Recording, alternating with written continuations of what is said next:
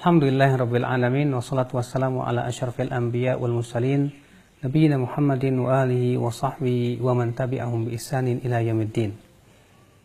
Taqabbalallahu minna wa minkum. Semoga Allah menerima amal kita dan amal kita kalian semuanya.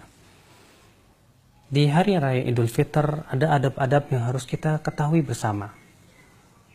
Apa itu? Adab-adab itu adalah yang pertama, hendaknya disunahkan kita mandi di pagi hari sebelum kita pergi. Sebagaimana dalam riwayat Ali yang dikeluarkan Imam Al-Baihaqi, bahwa disunahkan mandi sebelum kita pergi menuju sholat Id.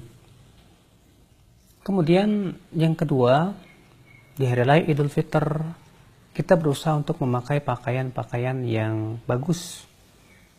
Disebutkan dalam hadis bahwa Rasulullah SAW memiliki baju yang khusus untuk Idul Fitr atau untuk hari raya dan menerima tamu. Nah, di sini harus digarisbawahi bahwa baju tersebut adalah baju yang bagus, tidak perlu harus baju yang baru. Karena itu yang Rasulullah SAW lakukan. Kemudian yang ketiga adabnya adalah kita makan dulu sebelum kita berangkat untuk pergi sholat. Dalam riwayat Abu Daud disebutkan bahwa Rasulullah SAW sebelum berangkat sholat, beliau memakan beberapa kurma dulu di hari raya Idul Fitr. Adapun di hari raya Idul Adha, maka tidak disunahkan demikian. Kemudian setelah itu kita berangkat menuju tempat sholat dengan berjalan kaki. Karena sunnahnya demikian, karena Rasul dan para sahabatnya berjalan kaki menuju tempat sholat. Ya, kecuali kalau memang sholat tempatnya sangat jauh. Yang jelas ya, sangat dianjurkan kita untuk sholat atau pergi dengan berjalan kaki. Dan di perjalanan kita memperbanyak takbir. Allahu Akbar, Allahu Akbar, Allahu Akbar, la ilaha illallah, Allahu Akbar. Allahu Akbar walillahil hamd. Kemudian akhwat Islam azakumullah, sesampainya kita di tempat lapangan kita terus bertakbir sampai kemudian imam pun dia memulai sholatnya. Dan sholat Id atas pendapat yang kuat adalah fardu ain. Ya, kenapa? Karena Rasulullah SAW memerintahkan seluruh kaum muslimin termasuk wanita-wanita yang dipingit dan wanita haid untuk menyaksikan yaitu sholat Id. Dan ini menunjukkan hukumnya fardu ain, kata Syekh Utsaimin rahimahullah. Kemudian setelah selesai sholat, disunahkan kita untuk mendengarkan khutbah imam. Dan mendengar khutbah imam ini, kata para ulama, hukumnya sunnah saja, tidak sampai wajib. Namun kalau kita menghadirinya tentu itu lebih baik. Nah, bagaimana kalau ternyata hari Id bertepatan dengan hari Jumat? Maka ketahuilah bahwa hari raya Id, sholat Id itu sudah mewakili sholat Jumat. Maka dari itulah tidak diwajibkan kita untuk sholat Jumat setelah itu. Tapi kalau ternyata kita melaksanakan sholat Jumat itu lebih baik lagi.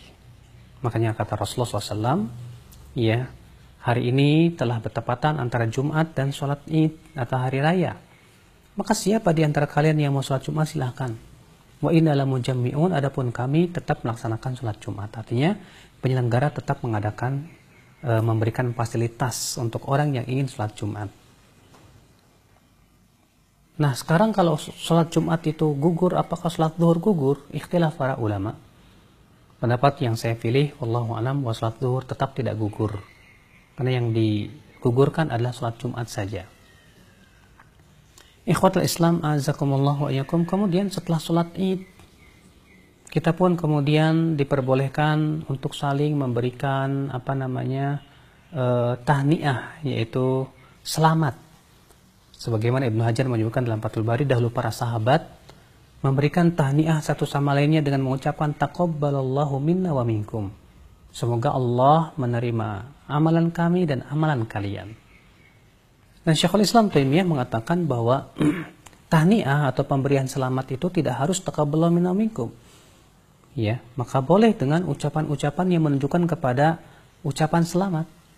Kalau di Indonesia, ya, contohnya minal aidin wal faizin.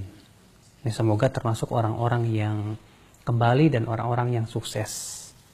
Ya, adapun meminta maaf itu telah dijelaskan oleh Rasulullah SAW waktunya dan batasannya.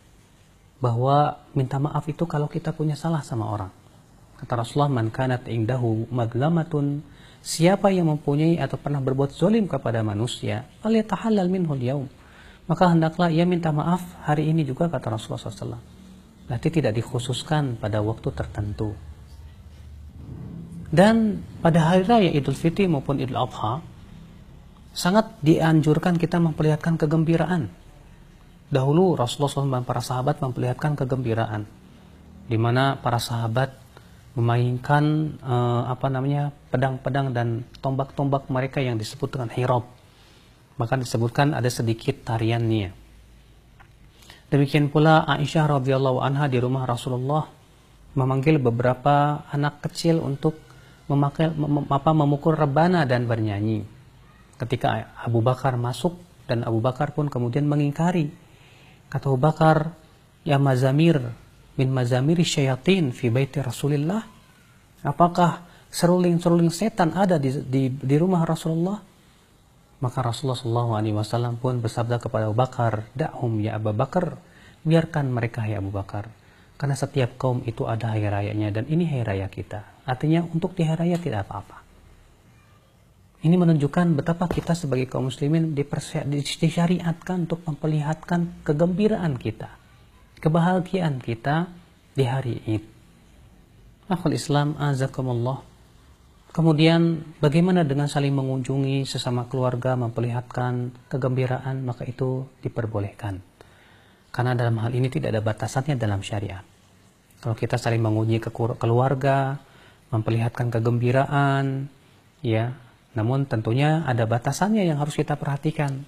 Jangan sampai orang yang bukan mahram saling berjabat tangan. Yang kita lihat di masyarakat, ya, wanita laki-laki yang bukan mahram saling berjabat tangan. Ini perkara yang tidak benar dalam syariat.